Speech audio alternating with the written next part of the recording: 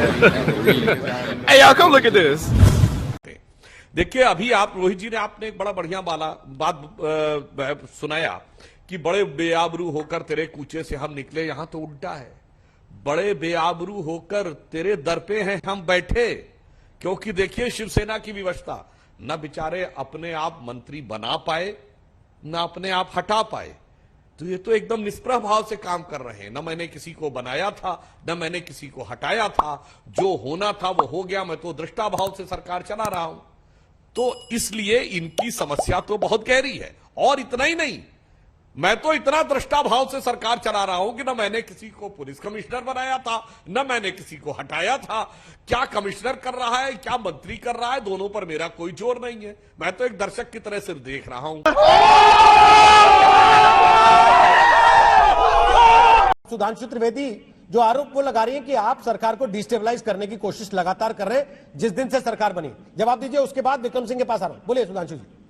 हम विपक्ष में, हम क्यों नहीं इस विषय का मुद्दा उठाएंगे? क्योंकि भारत के इतिहास में आज तक ऐसा नहीं हुआ कि director general of police level के अधिकारी ने जो सर्विंग हो, अभी बैठा हुआ हो। विक्रम सिंह जी बैठे हैं, ये बताएंगे, अगर मुझे न याद होगा हमारे अनुभव में कभी, कि वो अपने गृह मंत्री के खिलाफ न सिर्फ बयान दे, लिखित बयान दे, बल्कि जाके न्यायालय में चला जाए। ठीक है, मुझे नहीं लगता ऐसा कोई उदाहरण है, इसलिए इसको सामान्य आरोप कहना पूरी तरीके से गलत। ओके,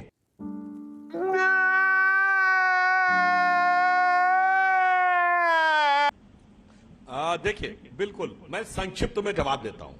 मैं पुनः कह रहा हूं, यदि ये कोई राजनीतिक आरोप होता, सरकार के बाहर के किसी व्यक्ति ने आरोप लगाया होता, आप कह सकते थे ये निराधार है, ये बेकार है और हम इस पे स्टैंड ले रहे हैं। यदि कोई ऐसी स्थिति आ गई जांच की तो हमने नैतिक आधार पर इस्तीफा दे दिया। परंतु मैं विद्या जी को भी बताना चाहता हूं, यह सरकार के बाहर से आरोप नहीं था, यह सरकार के अंदर से आरोप था, सरकार के पुलिस कमिश्नर का आरोप था। और यदि आपको यह लगता है कि आपके गृह मंत्री सही थे तो पुलिस कमिश्नर पे कार्रवाई क्यों नहीं? तो बहुत बड़ा मुद्दा था कि सरकार के खिलाफ न सिर्फ एक सर्विंग सिविल सर्वेंट ने बयान दिया है, बल्कि लिखित बयान दिया है और लिखित हलफनामा जाके सर्वोच्च न्यायालय में दे दिया। साहस नहीं हुई सरकार में कार्रवाई करने की। क्यों? अगर देखा जाए तो गृह मंत्री के इस्तीफे से पहले तो नियमानुसार कार्रवाई होनी चाहिए थी।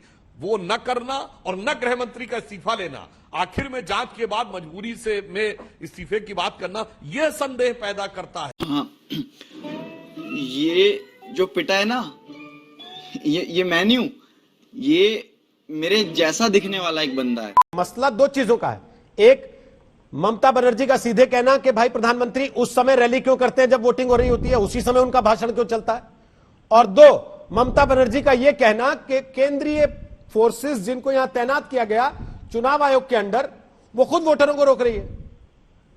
दो बड़े आरोप लगाए उन्होंने कल, और मेरा सवाल बड़ा सीधे सीधे उन्हीं पर था। देखिए, बिल्कुल सीधा, मैं सीधा जवाब देता हूं रोहित जी। आज का जमाना इलेक्ट्रॉनिक सर्वेलेंस का है। हर बूथ के ऊपर चुनाव आयोग के कैमरे लगे रहते हैं, सीसीटीवी कैमरे, एक एक गतिविधि केंद्रित होती है। फिर हर प्रत्याशी के साथ चुनाव आयोग का कैमरा चलता है। और आज हर आदमी के पास मोबाइल में कैमरे हैं, निकाल के फोटो और वीडियो कोई भी दिखा सकता है। मगर अफसोस कि ममता जी के जब चोट लगी है, उसकी ना फोटो अवेलेबल है ना वीडियो, कौन व्यक्ति आया, किसने धक्का दिया और उस पूरे सुरक्षा घेरे को घेर कर तोड़कर भाग भी गया, पर कोई ना फोटो दे पा रहा है ना वीडियो दे पा रहा है। समझ रहे हो? समझ रहे हो? समझ रहे हो? यह दर्शा रहा है भाई, आज के जमाने में सारी चीजें बहुत साफ है। वो जमाने लद गए जब कांग्रेस का जमाना था। चुनाव आयोग, ऐसा चुनाव आयोग हुआ करता था कि पूरे पूरे बूथ लूट जाते थे और उसके बाद कोई कार्रवाई नहीं होती थी। हमें अपने बचपन में याद है 1985 के, एक वाक्य पूरा कर दूं, पूरा कर लीजिए फटाफट। 1985 के उत्तर प्रदेश विधानसभा चुनाव में, सुनिए, पूरे उत्तर प्रदेश में हुई 40% वोटिंग और अमेठी में हुई 97% वोटिंग। और कुछ बूथ ऐसे थे जिन पे 100% से अधिक वोटिंग, और चुनाव आयोग ने उस पर कोई संज्ञान ही नहीं लिया। तो इनको अपने जमाने याद है। आज का जमाना बहुत बदल गया है, इसलिए आज झूठ को छुपाना आपके लिए बहुत मुश्किल होता जा रहा है।